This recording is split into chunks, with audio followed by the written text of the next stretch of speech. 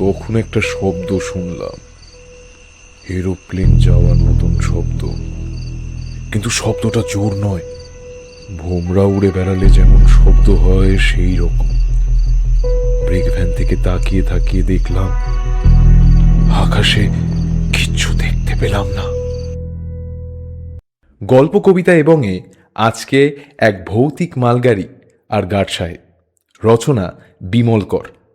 তাহলে আর কি, হেডফোনটা পরে নিন, গল্প শুরু হচ্ছে। যেখানে গল্প শুনে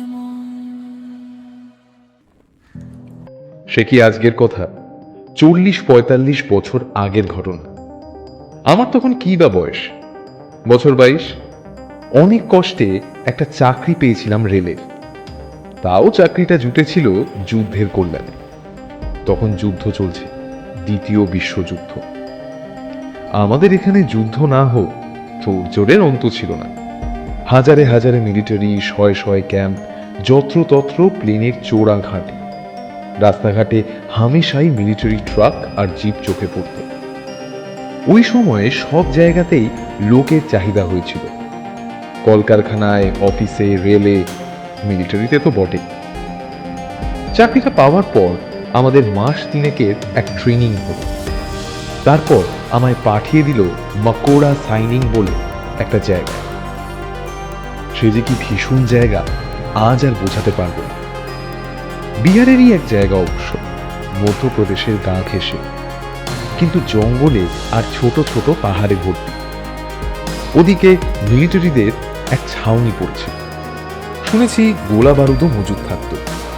ছোট একটা লাইন পেতে মাকোড়া থেকে মাইল 1.5-2 তফাতে ছাউনি গাড়া হয়েছিল। স্টেশন বলতে 1.5 কামরার এক ঘর, মাথার উপর টিন, ইলেকট্রিক ছিল না। প্ল্যাটফর্ম আর মাটি প্রায় একই সঙ্গে, অবশ্য প্ল্যাটফর্মে মোড়ন ছড়ানো ছিল। স্টেশনের পাশেই ছিল আমার কোয়ার্টার, মানে মাথা গোজার জায়গা। সঙ্গী বলতে এক পোর্টার, তার নাম ছিল হরিয়া। সে ছিল জোয়ান, তাগড়া, টাঙ্কি চালাতে পারত নির্বিবাদ। হরিয়া মানুষ ভালো ছিল, রামভক্ত মানুষ। অবসরে সে আমায় রামজি হনুমানজির গল্প শোনাত, যেন আমি কিছুই জানি না রাম সীতা। হরিয়াকে আমি খুব খাতির করতাম, কেননা সেই আমার ভরসা। হরিয়া না থাকলে খাওয়া বন্ধ। ভাত, রুটি, কচুর তরকারি, ভিন্ডির ঘেঁট, অহরর ডাল, আমরা টক, সবই করত হরিয়া। আহা, তার কি স্বাদ! মাছ, মাংস, ডিম হরিয়া ছুতো, আমারও খাওয়া হতো না। তাছাড়া পাবই বা কোথায়? সপ্তাহে একদিন করে আমাদের রেশন আসতো রেল থেকে। চাল, আটা, নুন, তেল, ঘি, আলু, পেঁয়াজ আর লঙ্কা, ব্যাস। জায়গাটা যেমনই হোক, আমাদের কাজকর্ম প্রায় ছিল না। সারাদিনে 1টা কি 2টো মালগাড়ি আসতো, এসে স্টেশনে থামতো। তারপর 3-4টে করে ওয়াগন টেনে নিয়ে ছাউনির দিকে চলে যেত। একসঙ্গে পুরো মালগাড়ি টেনে নিয়ে যেত না কখনো। আর প্রত্যেকটা মালগাড়ির দরজা থাকতো সিল করা। ওর মধ্যে কি থাকতো জানার উপায় আমাদের ছিল না। বুঝতে পারতাম গোলাগুলি ধরনের কিছু একটা আছে। হরিয়া তাই বলত, আমি অবশ্য অতটা ভাবতাম না। মালগাড়ির দরজা সিল করা থাকবে এ আর নতুন কথা কি? তার উপর মিলিটারির বরাদ্দ মালগাড়ি। খোলা মালগাড়িতে আমরা যে কত কাঁটা তার লোহালক্কর দেখেছি। মালগাড়ি ছাড়া আসতো এক অদ্ভুত প্যাসেঞ্জার ট্রেন, জানলাগুলো জাল দিয়ে ঘেরা, ভিতরের শাঁসে ধোঁয়া টেরানো, কিচ্ছু দেখা যেত না।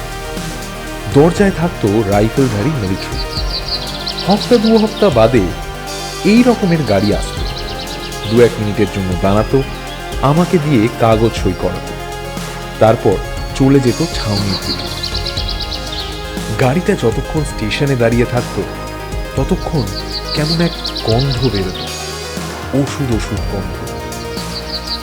সঙ্গী নেই, সাথী নেই, লোক নেই কথা বলে, একমাত্র হরিয়াই আমার সাথে। দিন আমার বনবাসে কাটতে লাগলো। এসেছিলাম গরমকালে, দেখতে দেখতে বর্ষা পেরিয়ে গেল। অতিষ্ঠ হয়ে উঠল, মনে হতো পালিয়ে যাই, কিন্তু যাব কেমন করে? চাকরি পাওয়ার লোভে বন সই করে ফেলেছি। না করলে হয়তো চলতো, কিন্তু সাহস হয়নি। আমার সবচেয়ে খারাপ লাগতো মালগাড়ির গার্ড সাহেবগুলোকে। ওরা কেউ মিলিটারি নয়, কিন্তু স্টেশনের গাড়ি দাঁড় করিয়ে 2-4 ঘন্টা সময় যা কাটাতো, কেউ এসে গল্পগুজব পর্যন্ত করতো না। ওরা কোনো লাট বেলাট বুঝতাম না, কাজের কথা ছাড়া কোনো কথাই বলতো না। আর একটাও বড় আশ্চর্যের কথা, গার্ডগুলো যারা আসতো সবই হয় মাদ্রাজি, অ্যাংলো ইন্ডিয়ান, না হয় গোয়ানিজ ধরনের। একজন গার্ড শুধু আমায় বলেছিল চুপি চুপি, কখনো কোনো কথা জানতে চেও না। আমরা মিলিটারি রেল সার্ভিসের লোক, তোমাদের রেলের নয়। আমরা আমাদের উপরতলার হুকুমে কাজ করি। আর কোনো কথা জিজ্ঞেস করবে না, কাউকে কিছু বলবে না।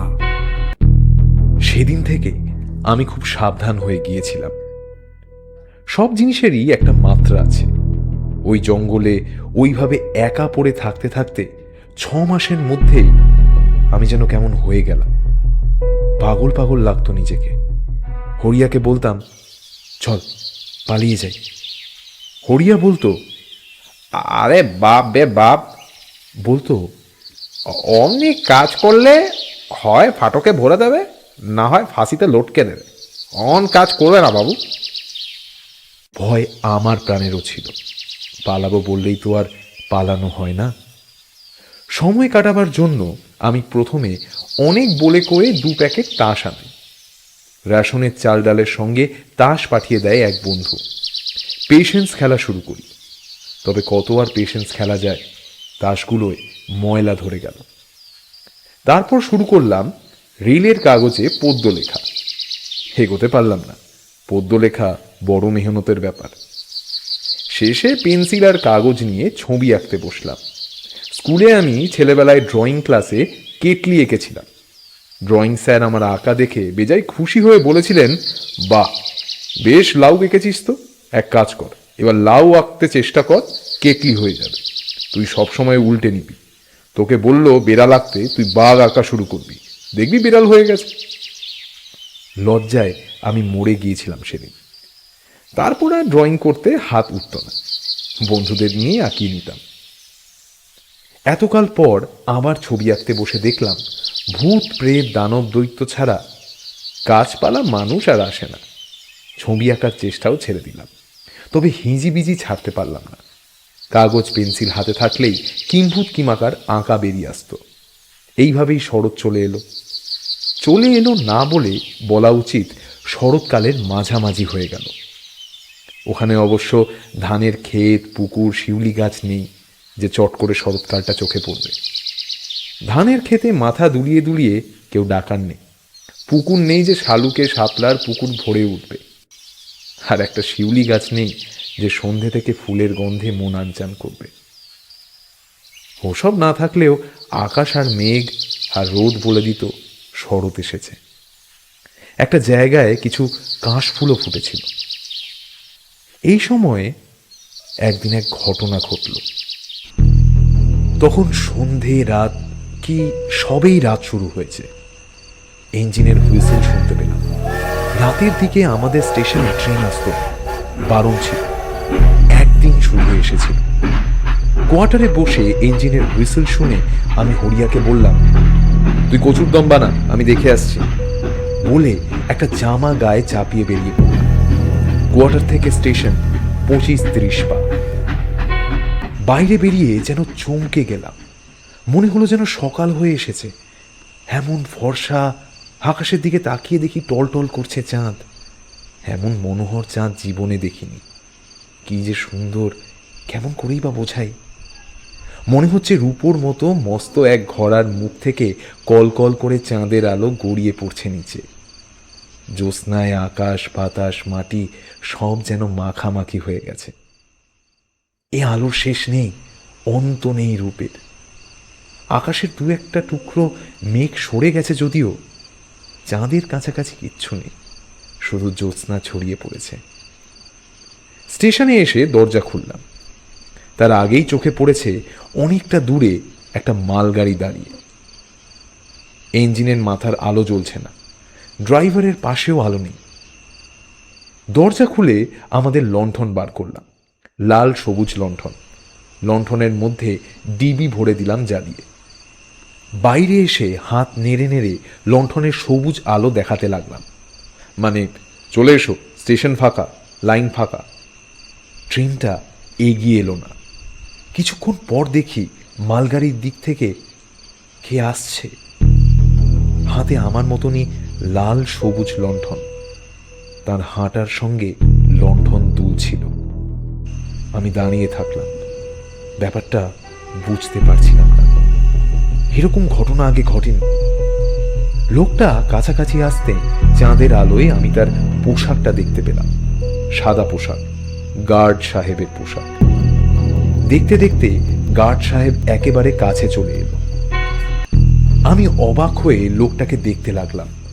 লম্বা চেহারার, ফর্সা, মাথায় কোকড়ানো চুল, বাঁ হাতে এক টিফিন ক্যারিয়ার। গার্ড সাহেব কাছে এসে দাঁড়ালো, দেখলো আমাকে। তুমি এই ফ্ল্যাগ স্টেশনে আছো? হ্যাঁ স্যার। আমাদের ইঞ্জিন বিগড়ে গেছে। মাইল চারেক আগে ইঞ্জিনের কি হলো কে জানে, থেমে গেল। ড্রাইভারটা চেষ্টা করেও চালাতে পারলো না। আচ্ছা। বিকেল থেকে জঙ্গলের মধ্যে পড়ে আছি, কোনো সাহায্য নেই, পাবার আশাও নেই। সন্ধ্যের আগে ইঞ্জিন আবার চলতে শুরু করলো। ধীরে ধীরে চাকা ঘষতে কোনো রকমে এই পর্যন্ত এসেছি, আর এগোনো গেল না। আমি বললাম, তাহলে খবর দিতে হয় স্যার। হ্যাঁ, মেসেজ দিয়ে দাও। চলো, মেসেজ দাও। স্টেশন ঘরে এসে টরে টক্কা যন্ত্র নিয়ে বসলাম, খবর দিতে লাগলাম। ভাগ্যিস টরে টক্কা যন্ত্রটা ছিল। 3 জায়গায় খবর দিয়ে যখন মাথা তুলেছি, দেখি গার্ড সাহেব চেয়ারে বসে বসে ঝিমোচ্ছে। দিয়েছো খবর? হ্যাঁ স্যার। এবার তাহলে খাওয়া দাওয়া যাক। তোমার এখানে জল আছে নিশ্চয়ই? ওই কলসিতে আছে। ধন্যবাদ। গার্ড সাহেব উঠে গিয়ে রেল কোম্পানির মগ আর অ্যালুমিনিয়ামের গ্লাসে করে জল নিয়ে বেরিয়ে এলেন। লোকটা বাঙালি নয়, অ্যাংলো ইন্ডিয়ানও নয়, ভাঙা ভাঙা ইংরেজিতে কথা বলছিল। কোথাকার লোক আমি বুঝতে পারছিলাম না, তার হিন্দি বুলিও স্পষ্ট নয়। হাত মুখ ধুয়ে এসে লোকটা বলল, আমি বড় হাংরি, আমি খাচ্ছি, তুমি কিছু খাবে? না স্যার, আপনি খান। তুমি একটু খেতে পারো, আমার যথেষ্ট খাবার আছে। থ্যাংক ইউ স্যার, আমার কোয়ার্টার আছে, আমাদের রান্নার হয়ে গেছে, আপনি খান না। আপনার খিদে পেয়েছে, আগে যদি বলতেন আপনাকে আমার কোয়ার্টারে নিয়ে যেতাম, খাবারগুলো গরম করে নিয়ে আসতে পারতেন। গার্ড সাহেব আমার দিকে চোখ তুলে কেমন করে যেন হাসল, বলল, তোমার হাতটা বাড়াবে? বাড়াও না। আমি কিছু বুঝতে না পেরে হাত বাড়ালাম।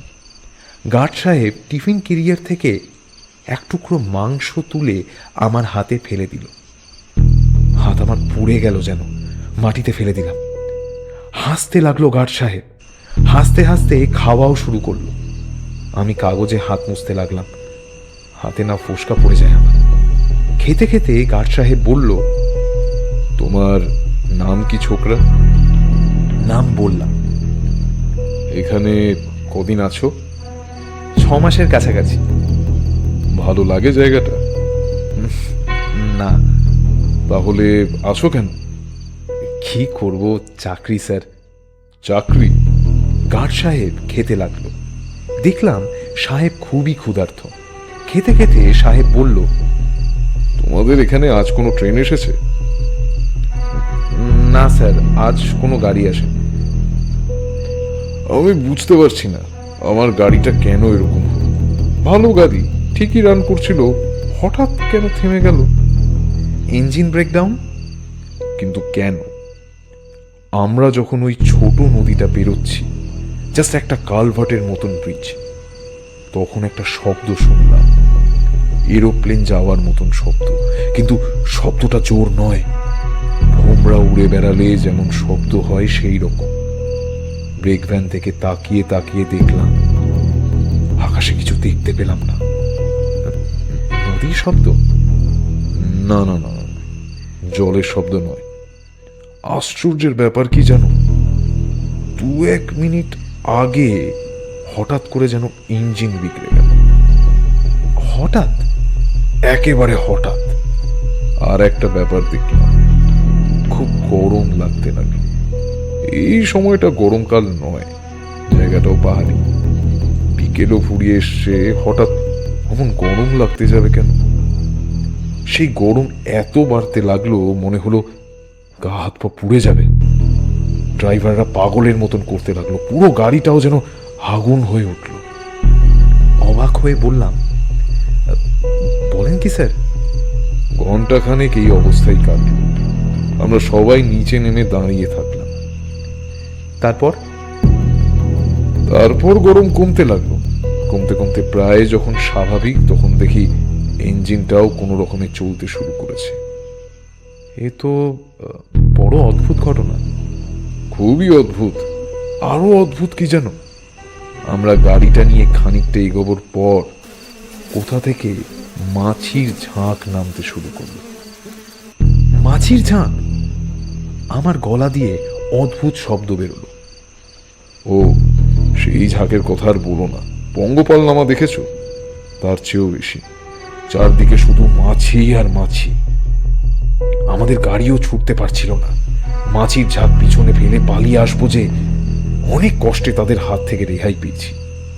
আমি তো ব্রেক ভ্যানের জানলা টানলা বন্ধ করে দিয়েছিলাম। ড্রাইভাররা মরেছে, জানি না মাছিগুলো ইঞ্জিনের কিছু গোলমাল করে দিয়েছে কিনা। তবে আগেও ইঞ্জিন খারাপ হয়েছিল। আমি চুপ। অনেকক্ষণ পরে বললাম, এরকম কথা আমি কিন্তু আগে শুনিনি স্যার। আমারও ধারণা ছিল না। গার্ড সাহেবের খাওয়া শেষ, জল খেলো, হাত ধুয়ে এলো বাইরে থেকে। তুমি জানো এখানের ক্যাম্পে কি হয়? গার্ড সাহেব জিজ্ঞেস করলো। না স্যার, শুনি মালগাড়ি ভর্তি করে গুলিগোলা আসে। ননসেন্স! এখানে প্রিজনার্স অফ ওয়ার রাখা হয়, যুদ্ধবন্দী। ক্যাম্প আছে, বিশাল ক্যাম্প। আমার মনে পড়ল প্যাসেঞ্জার ট্রেনের কথা। জানালার জাল, ধোঁয়াটে কাঁচ। বললাম, এখন বুঝতে পারছি স্যার। তাছাড়া হাত পা কাটা উন্ডেড সোলজারদের চিকিৎসাও করা হয়, মরে গেলে গোড় দেওয়া হয়। জানো তুমি? চমকে উঠে বললাম, আমি কিছুই জানি না। মানে মালগাড়ি দেখে ভাবতাম। মালগাড়িতে হাজার রকম জিনিস থাকে, খাবার দাবার, বিছনা, ওষুধপত্র, ক্যাম্পে নানান জিনিস। টিফিন কেরিয়ার গোছানো হয়ে গিয়েছিল গার্ড সাহেবের। একটা সিগারেট ধরা, আমাকেও দিল একটা। বলল, থ্যাংক ইউ বাবু। আমি আমার গাড়িতে ফিরে চললাম। ড্রাইভাররা কি অবস্থায় আছে দেখি গে, কিন্তু তোমায় সাবধান করে দিচ্ছি, বি কেয়ারফুল। আমার মনে হচ্ছে এদিকে কিছু একটা হয়েছে। কি হয়েছে সেটা আমি বলতে পারবো না, কিন্তু সামথিং পিকিউলিয়ার। Magnetic disturbance? না। কেউ এসে নতুন ধরনের বোমা ফেলে গেল কিনা কে জানে, কিন্তু কিছুই বুঝতে পারছি না। কত মাছি, হাজার হাজার, লাখ লাখ। গার্ড সাহেব চলে গেল। স্টেশন ঘরের দরজা বন্ধ করে আমি কোয়ার্টারের দিকে আসছিলাম। দূরে গাড়িটা দাঁড়িয়ে আছে, জ্যোৎস্নার আলোয় ধপধপ করছে সব। হঠাৎ চোখে পড়ল মালগাড়িটা কিসে যেন ঢাকা পড়ে যাচ্ছে। তারপর দেখি মাছি, মাছির বন্যা আসছে যেন। দেখতে দেখতে আমার কাছে এসে পড়ল। বৃষ্টি পড়ার মতন মাছি পড়ছিল। ভয়ে ঘেন্নায় আমি ছুটতে শুরু করলাম। ছুটতে ছুটতে এসে নিজের ঘরে ঢুকে দরজা বন্ধ করে দিলাম। মরে যাওয়ার অবস্থা। ঘুম ভাঙল পরের দিন। হরিয়া ডাকছিল। দরজা খুলে বাইরের দিকে আসতেই হরিয়া বলল, বাবু জলদি, গাড়ি আয়া। স্টেশনে গিয়ে দেখি একটা প্যাসেঞ্জার ট্রেন। সেই জানলায় জাল লাগানো আছে, ধূসর কাঁচের আড়াল দেওয়া। ওষুধের গন্ধে ছড়াচ্ছে প্ল্যাটফর্মে। গার্ড সাহেব কাগজ সই করাতে এগিয়ে এল।